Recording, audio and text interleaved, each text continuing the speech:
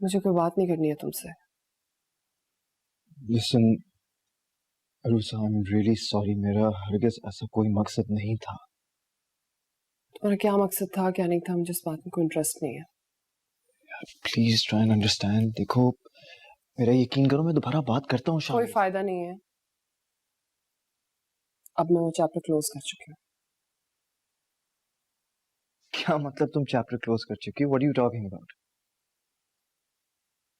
खुला ले रही हूँ उससे। What? मतलब रूसा, तुम अपने हवासों में हो। इतनी सी बात पर कौन अपना घर खराब करता है?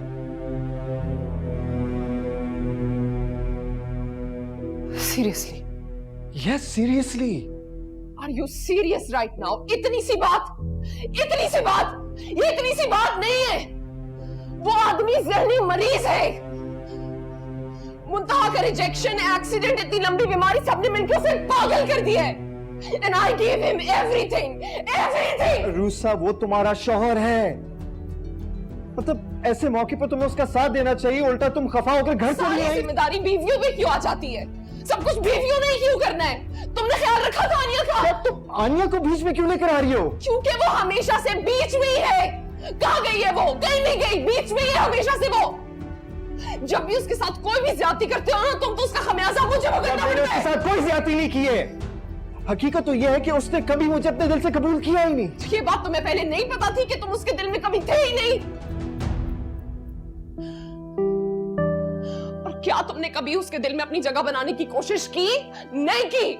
तुम्हें तो बस उसका शौहर बनना था ना। या देखो, हकीकत तो यह है कि जब उसने खुद सारे पुराने रिश्ते भुला दिए थे तो मुझे शौहर ही बनना था ना।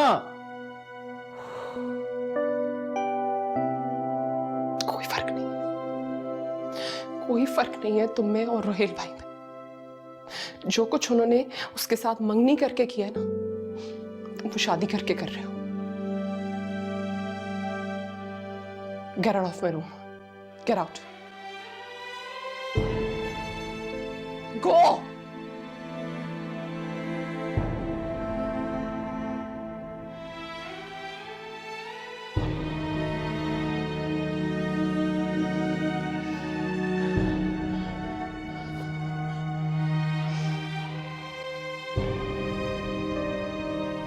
आनिया, आनिया प्लीज स्टॉप इट। ये क्या हरकत है? कहां जा रही हो? अपने घर। तो ये किसका घर है?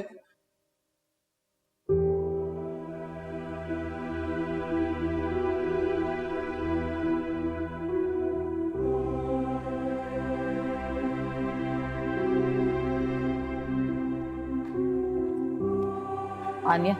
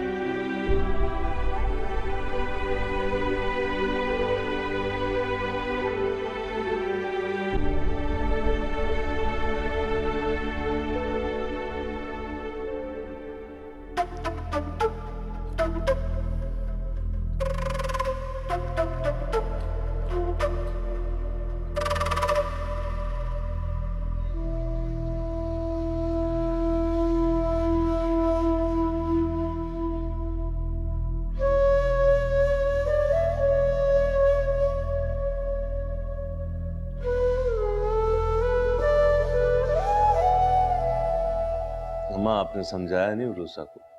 अरे बेटा, बहुत समझाने की कोशिश की, लेकिन क्या? लेकिन वो कहती है कि वो शामिर के साथ किसी कीमत पे रहने को तैयार नहीं है। वो तो खुला की बातें कर रही है। क्या? जिस तरह तुम्हें शौक लगा, मुझे भी शौक लगा था। तो वो मेरे बेटे की औलाद का क्या करेगी? हाँ, औलाद का। वो कहती है कि मैं अपनी औलाद को उस माहौल में नहीं छोड़ना चाहती जहां उसकी मां को हर वक्त ज़हनी अजियतें दी जाती हैं। ऐसा क्या पहाड़ तोड़ दिया मेरे बेटे ने उसके सर पर? तुम चुप करो। तुम्हारी बेजा ने उसका दिमाग खराब कर दिया। मेरे साथ नहीं रहना चाहती तो ना रहे, लेकिन मैं अपनी औलाद उसके पास किसी कीमत पर नहीं छोड़ूंगा। इतना छोटा बच्चा अदालत कभी भी नहीं देगी तुम्हें, और जब तक बच्चे को अकल आएगी इतना जहर वो घोल चुकी होगी, तुम्हारी शक्ल भी देखना गवारा नहीं करेगा। तो क्या चाहते हैं? औलाद की खातिर पैरों को हाथ लगाऊं जाके उसके? पैरों को हाथ मत लगाओ, लेकिन अपने दिमाग पर लगे शक के जाले को खत्म करो। अपने साथ तुम कई जिंदगियों को तबाह कर रहे हो। औरत घर बसाने के लिए बहुत कुछ बर्दाश्त करती है।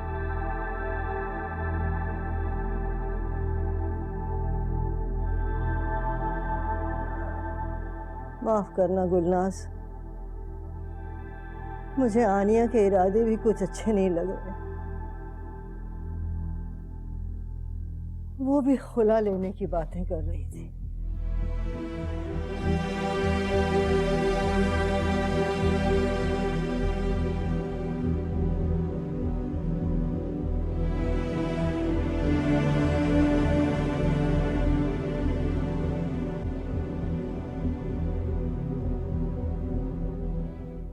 मुझे तो समझ नहीं आ रही आप लोग अब क्यों इतने परेशान बैठे हैं? जो कुछ आनिया के साथ यहाँ पे हो रहा था, जिस तरह के हालात चल रहे थे, उसने तो एक ना एक दिन जाना ही था ना, कि नहीं? कैसे हालात चल रहे थे? देखो सीधी सी बात है, तुम औरतों को ना कोई बहाना चाहिए होता है मेस क्रिएट करने के। तुम मर्दों को ये लगता है ना कि हम सब कुछ जानबूझ के करते हैं। ये रोज रोज के जलील होने से अच्छा है कि एक दिन ही बंदा जाके अपने घर में बैठ जाए। मेरे तो तीनों बच्चों के घर बर्बाद हो गए। अल्लाह ना करे आंटी, बाकियों का तो मुझे नहीं पता, लेकिन अल्लाह का शुक्र है कि मेरे और रहेल के हालात बिल्कुल खराब नहीं हुए। अच्छा,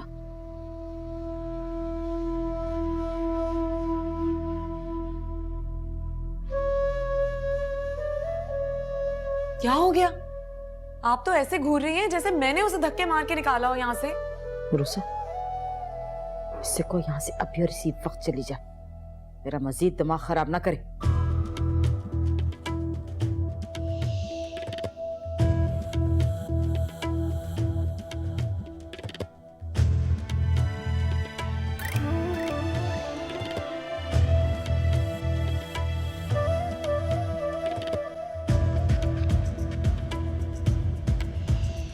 रोहिल को फोन मिलाओ।